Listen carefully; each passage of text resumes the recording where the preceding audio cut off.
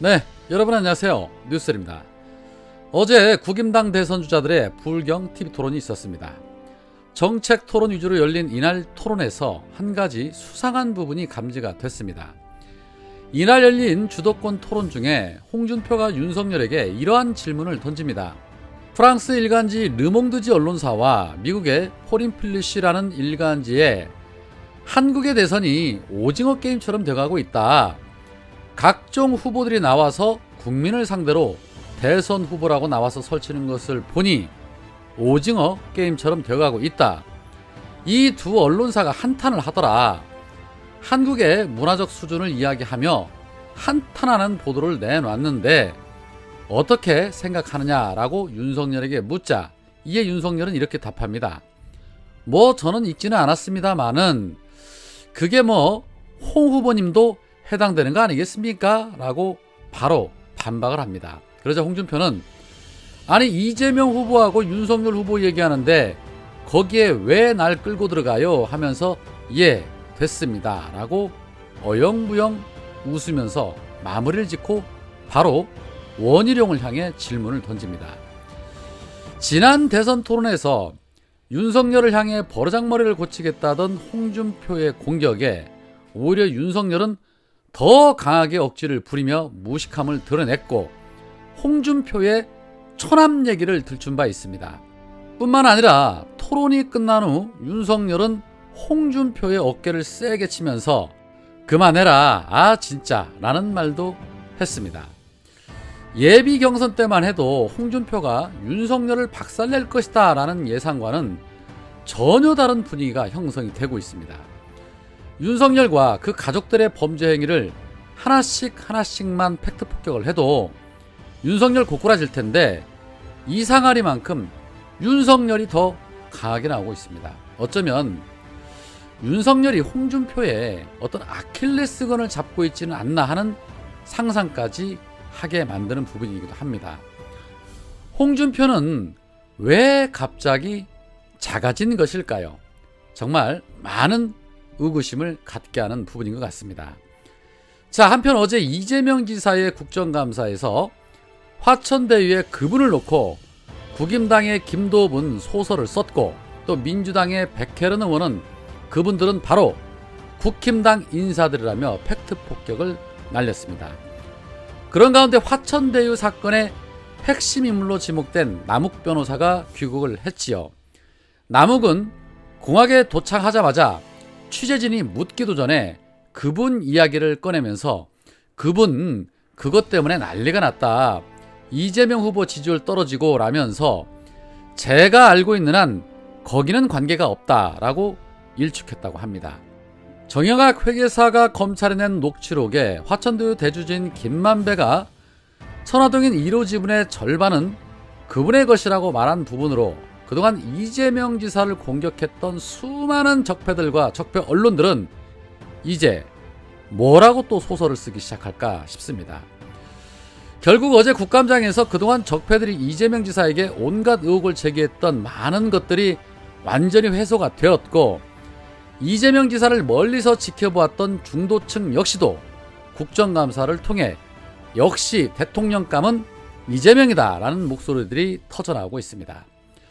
이번 국정감사는 국힘당이 이재명을 대통령으로 만들어주기 위해 만든 기획 프로그램이었다라고 평가가 됩니다.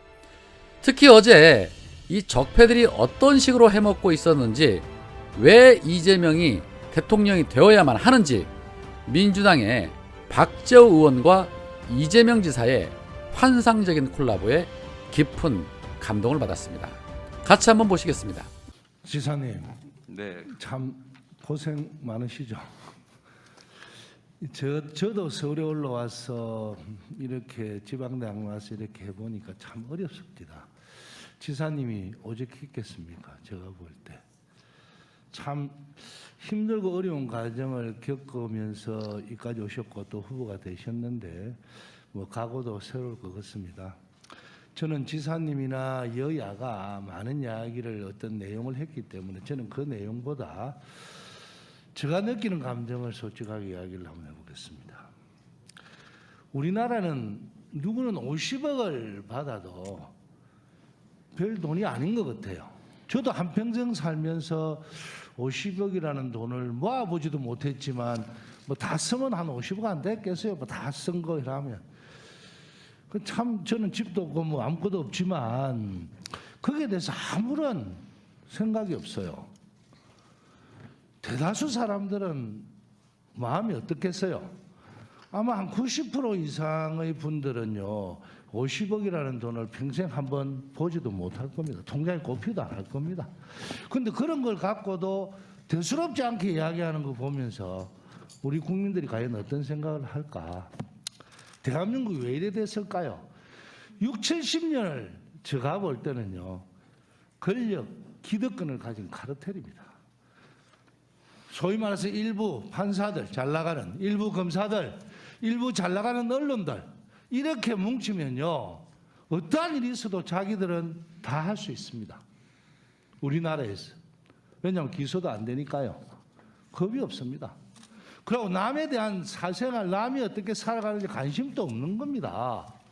그러면서 자기들은 국가를 위한다, 나라를 위한다, 공직에 있으면서 그만두면 퇴직금도 받죠.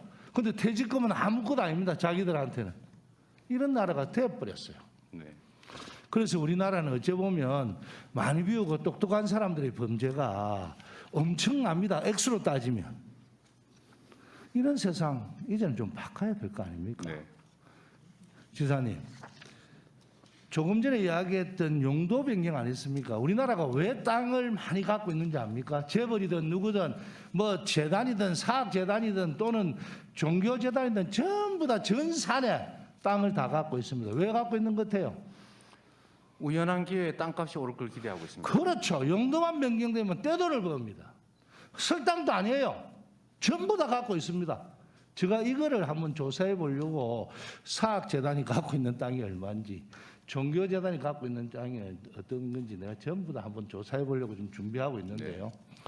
용도가 변경되면 그 용도에 맞게 개발이 됐을 때 이익금을 어쨌든 국가가 환수하거나 뭐 이렇지 않으면 전부 다 우리나라는 땅 투기꾼 됩니다.